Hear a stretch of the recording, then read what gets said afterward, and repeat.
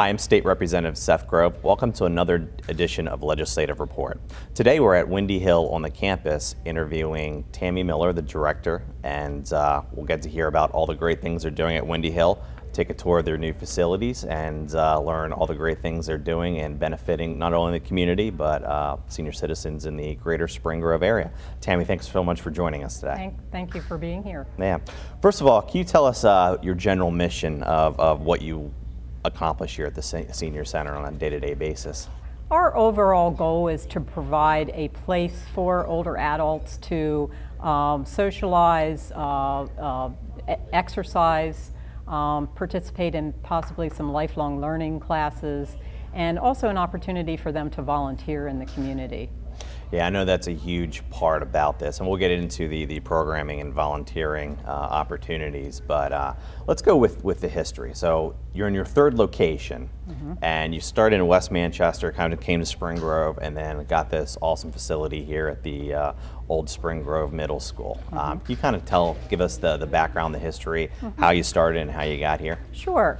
The Senior Center actually started in West Manchester Township at the West Church of the Brethren. And it started back in probably the early 80s, and there were a lot of senior centers popping up within churches at that time. But in 1985, it was actually incorporated, so we used that March of 1985 as our starting date. And they were funded basically through the York Area Agency on Aging that time, and also through the federally funded Older Americans Act. So they started there, and they were there until about 2001, actually. They occupied space at the West Church of the Brethren Monday through Friday. And then they moved, they were looking for additional space. So they moved into the Spring Grove Community Center building in the borough of Spring Grove, and they were there just until last October 2013. And at that time, through doing our strategic plan and that kind of thing, we knew that we were going to have to be expanding, not only physical space but also programming. We found that we were, in order to continue and offer programming that was going to be enticing to some of our younger members. And when I say younger, I'm talking 60-something to early 70-something. We were going to have to offer some more diverse types of programs, including the exercise, fitness, health and wellness, lifelong learning, some intergenerational, as well as some of the programs that we had been doing for years and years, like the bingo and the cards and that kind of thing. So we started working with the school district actually about 2.5, almost 3 years ago. We kind of identified this building. This was the former Spring Grove Middle School building, and it had been sitting empty for a couple years. And so we approached the administration and talked to them about possibly occupying some space. And basically they were receptive to the idea, but there was a lot of things that needed to be worked out. Land development plans had to be done, and we had to do a lot of working with Jackson Township and that type of thing.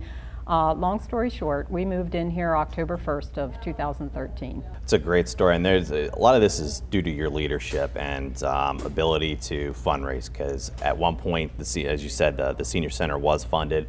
They lost funding, and the entire organization had to pull together, and you've basically been doing your own fundraising for years, sustaining this. Can you tell us about how you were managed to continue this great organization? My background is basically nonprofit. I've worked a lot through the years with various nonprofit organizations, and so when I was hired back in November of 2006, Windy Hill had actually lost their contract through the York Area Agency on Aging, which basically meant that they were getting no more funding at that time through the agency, and they were going to be responsible for 100% of their budget.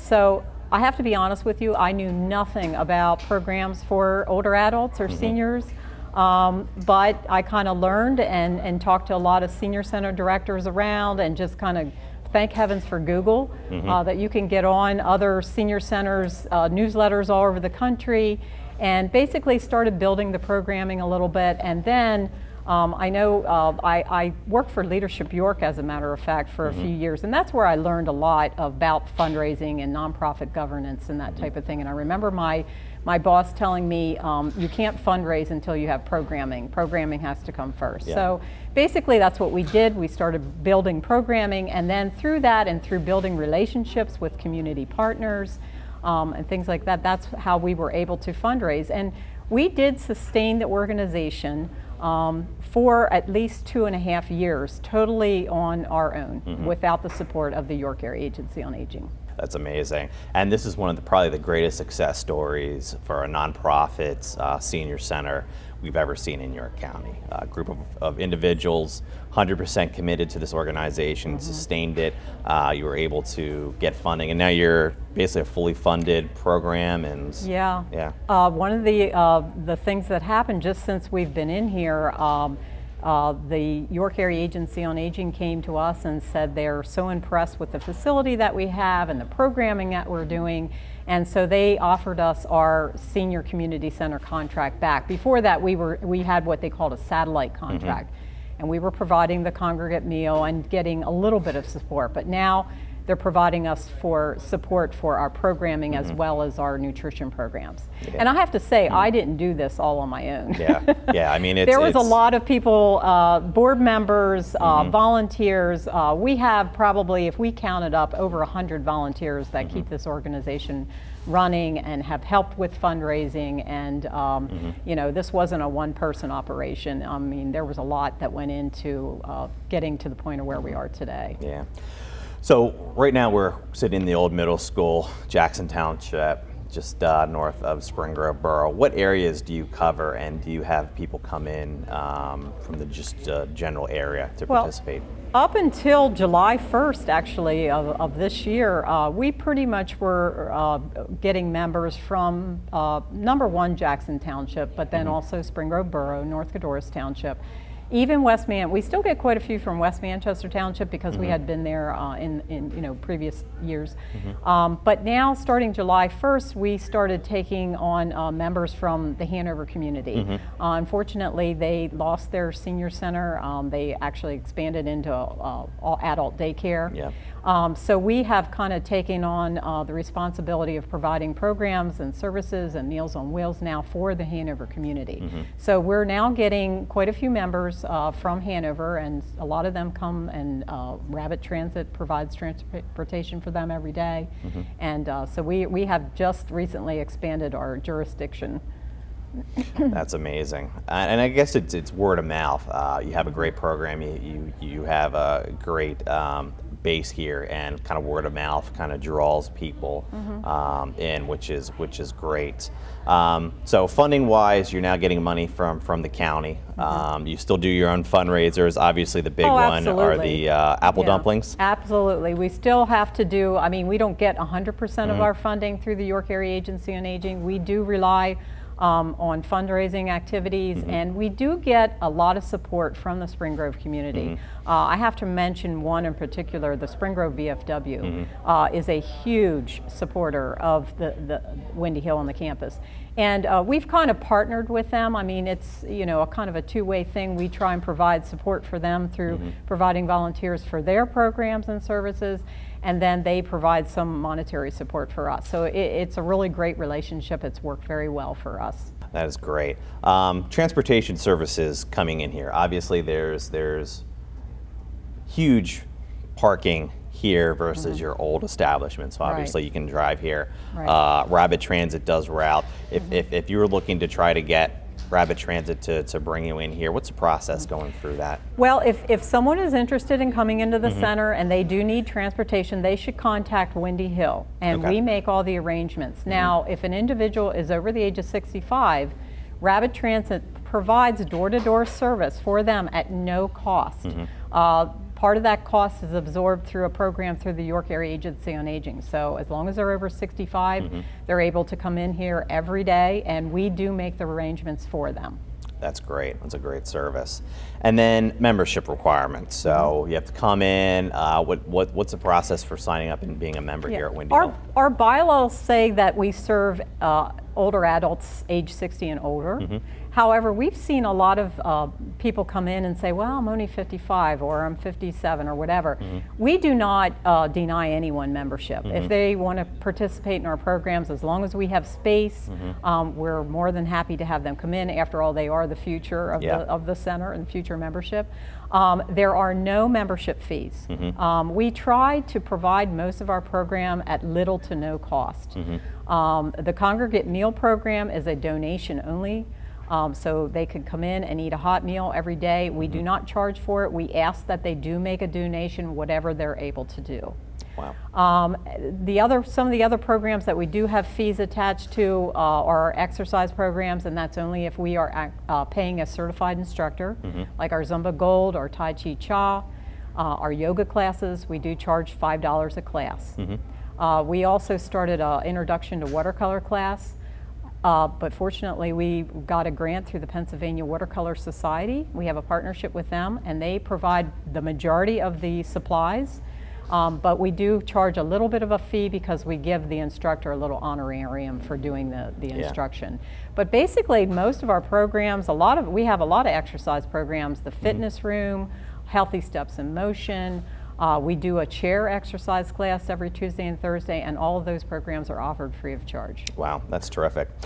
So what are your future plans? Obviously, you came into this wonderful facility. You know, we see the library behind you. We'll probably show some shots of the exercise room. You have the art room. What are your future plans to continue to grow this organization?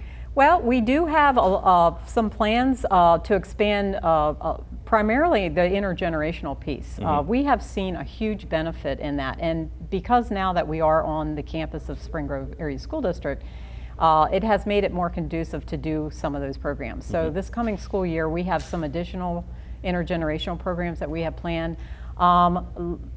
Long term, and when I say long term, I'd like to see it happen within the next year. We'd like to develop a coffee shop area, a cafe type setting in the area where we're sitting today, and actually do some intergenerational programs in that area, trying to introduce the common likeness of the coffee and refreshments in order to bring the generations together. And I'm also recently looking into some grant opportunities to do iPad training and have the students, high school students, actually come down and teach our members how to utilize the iPad, how to connect with their friends, loved ones, the internet, and that kind of thing. So basically to keep, increasing those intergenerational programs and just improve the facility. That's great. We were just having dinner the other weekend, and my youngest, who's 2, was eating corn on the cob for the first time.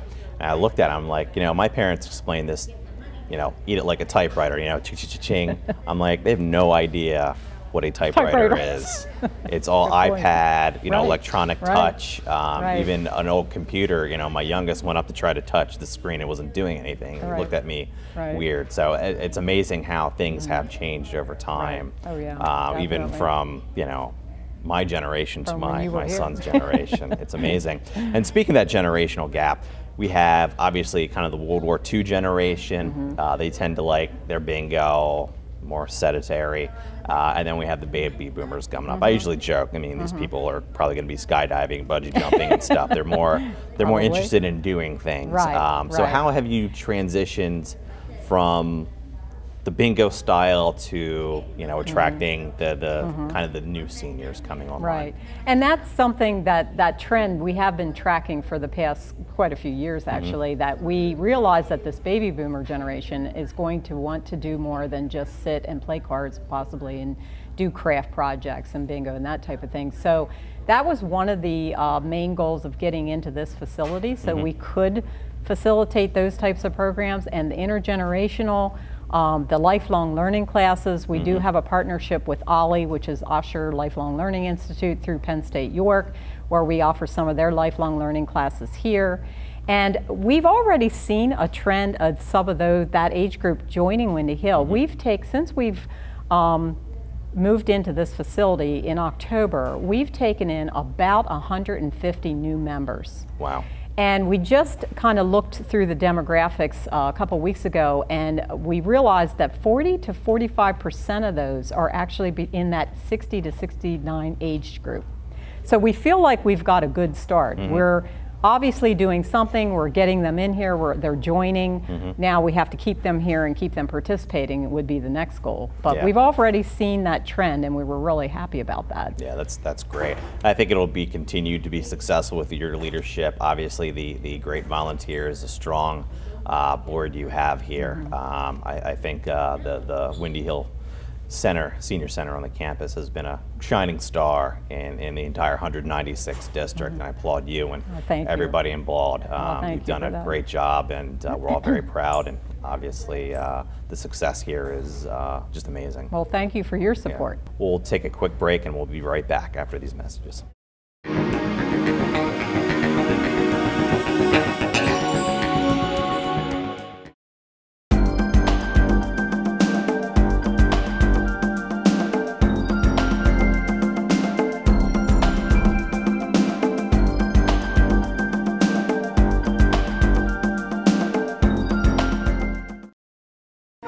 Did you know that Act 16 of 1999 honors one of the greatest leaders in the Pennsylvania House of Representatives?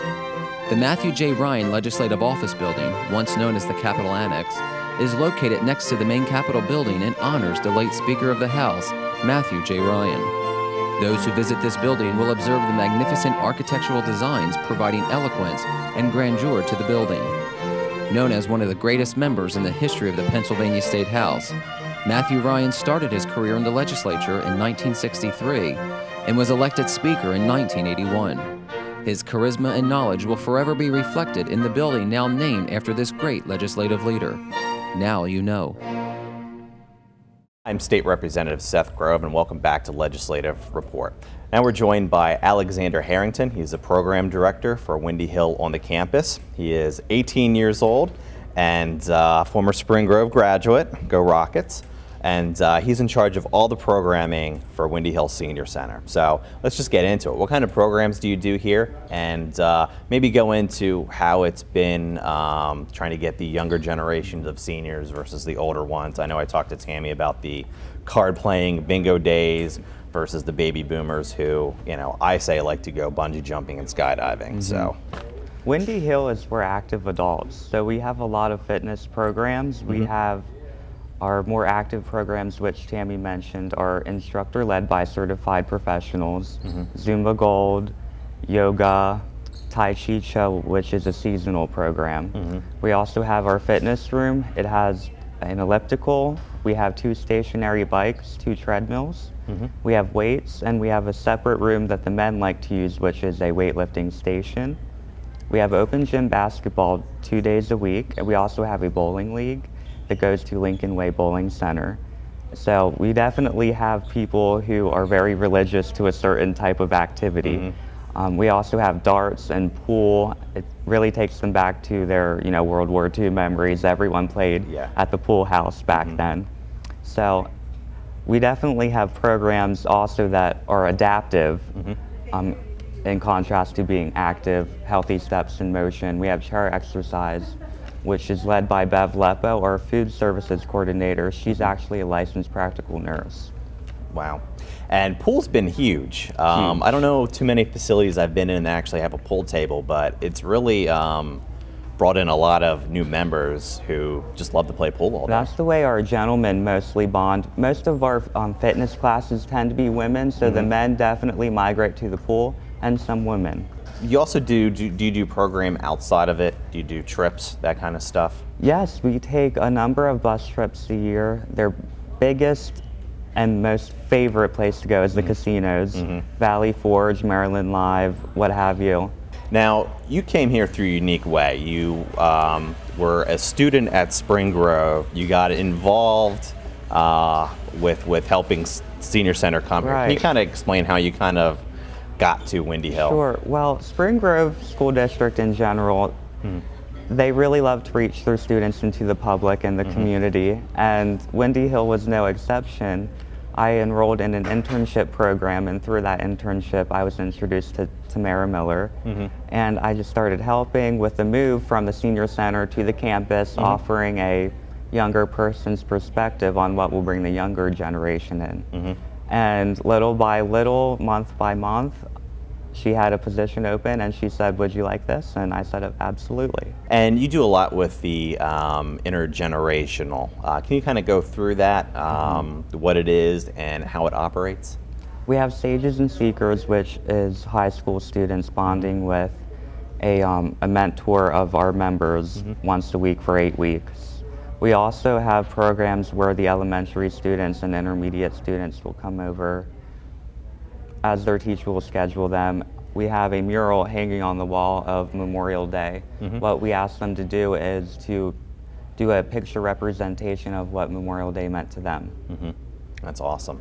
And operating an organization like this obviously takes a lot of volunteers, so you manage all the volunteer hours. If speaking out to the community, if there's anybody out there interested, how would they get involved? And let's say it's maybe a younger person that has a hobby, or what kind of needs does Windy Hill Senior Center need to continue to operate? Windy Hill has brought out the best in a lot of people, and I've seen people come in through compulsory community service. I've had people who called in themselves and just wanted something to do that was for the greater good. We've had people do painting, they painted the offices. We've also had people help serve lunch. Meals on Wheels is the biggest place where we could use volunteers. We've had a lot of selfless people come in and donate hours to delivering meals to our homebound seniors. Yeah, and that's a new program. Hopefully we get to talk to the director there, but delivering Meals on Wheels is a huge benefit moving forward. Anything else you'd like to highlight about the programming here at Windy Hill? Maybe something in the future you're looking at doing? Watercolor is our most recent addition. The Pennsylvania Watercolor Society of Pennsylvania, obviously. Yeah. The Pennsylvania Watercolor Society, their president, John Walker, was kind enough to go to his board and get us a grant where they're all but funding the program. And we've had a lot of people who said, you know what, I used to do watercolor when I was younger, and somehow, it doesn't become a priority after a while. So now that they're retired, they've been able to revisit that previous pastime. Awesome. We also have a weekly e-newsletter for our members who have email. They can stay up to date on what we have going on. Awesome, and there's tons of stuff every day, something different happening here in the Senior Center. Guy that makes it happen, Alexander Harrington. Thank you so much. I appreciate it. I'm here with Laura Fischel. She is the Meals on Wheels coordinator for the Windy Hill Senior Center. Thanks for joining us today. Thank you for having me. Appreciate it. And you do a very important job. You take care of the Meals on Wheels program, which benefits a lot of seniors in the community here. Can you kind of just go over what the Meals on Wheels program is? Sure. What we do is we offer meals and services to homebound seniors who don't have the means of getting out. What we do is we serve them meals. They receive meals 3 times a week on Mondays, Wednesdays, and Fridays. They do receive enough meals to cover the whole week. Certain days they receive hot meals, some days they receive cold meals, and then we give them frozen meals so that they do have something for the weekend. Excellent. And part of this program too is checking in on them to make sure they're okay. So this is kind of an eyes and ears to make sure they're healthy, they're okay, they don't have any health concerns and stuff like that. Right. That's a very important part of our program, is being able to see the consumer, checking on them. A lot of the people that we do service do not have any family members. So it is important that we do communicate and are able to go into their homes, make sure that everything is okay. In the summertime, they have means of cooling of somehow, or in the wintertime that things are comfortable. Just the one-on-one interaction. A lot of them are waiting for you to come every day. They really look forward to that. So it's a time to interact with them, to let them know that somebody out in the community does care about them. Yeah, and this is recent for Windy Hill. This started July 1st. Right. It became a full-fledged senior center with the county. You kind of took over Hanover Senior Centers, or Golden Visions, yes. Visions. So how's it been going so far? It's been excellent. We started out when we took over Golden Visions, we had 31 consumers, and we are up to 49 right now. Wow. So we have grown. We are looking for volunteers. Right now we have 3 routes, one in Spring Grove, one in North Hanover, and one in South Hanover. We are hoping to get our volunteer program up and running to let that grow so that we can create a 4th route. That's great. And if you don't have anything to do on Mondays, Wednesdays, Fridays, you're looking for a volunteer opportunity to help your fellow citizen and obviously some seniors who are homebound, how would you go about volunteering? Are there any incentives for volunteers? Yes, we are recruiting volunteers all the time. The only thing you would have to do is contact us here at the center. We can give you more information. One of our incentives that we do offer, because it is a volunteer program, is the number of times that you drive during that month, your name gets put in a drawing and you will receive a $50 gas card. Excellent. And so it's our way of just saying thank you. We do provide our volunteers with shirts also with the Windy Hill logo on it. Just a way of saying, you know, thank you for giving back to the community, and it's our way of showing our appreciation. So one of the neat parts about being a volunteer for the Meals on Wheels is you have your route, so you get to meet the same people day in and day out. And I think there's a lot of camaraderie that builds between the drivers and those within the program.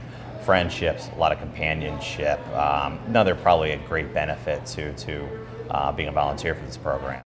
Our people out there, our consumers, they do look forward to the volunteers. A lot of our volunteers do like to keep the same routes. That way they do get to know the route and they do get to know our consumers. And it is a friendship bond, you know, that they do form, and they do look forward to them showing up, and especially if it is the same driver or, you know, several different drivers. But the ones who do keep the same route, it is, you know, it does form a friendship, and it's somebody that they can get to know and share things with also. That's great. Not only do you do delivery service, but you also provide meals here at the Senior Center as well. So That's obviously correct. if you want to come in through rapid transit, come on your own, walk, because you have a nice senior community right next door, you can come in and have a hot meal Monday through Fridays, right? Right, that is correct. Well, thank you again, Laura. Appreciate everything you do coordinating such an important program here at Wendy's Senior Center. Unfortunately, that's all the time we have today. If you would like to volunteer for Windy Hill Senior Center or be interested in becoming a member here, contact information will be presented at the end of the show. Thanks again, and we'll catch you next time on Legislative Report.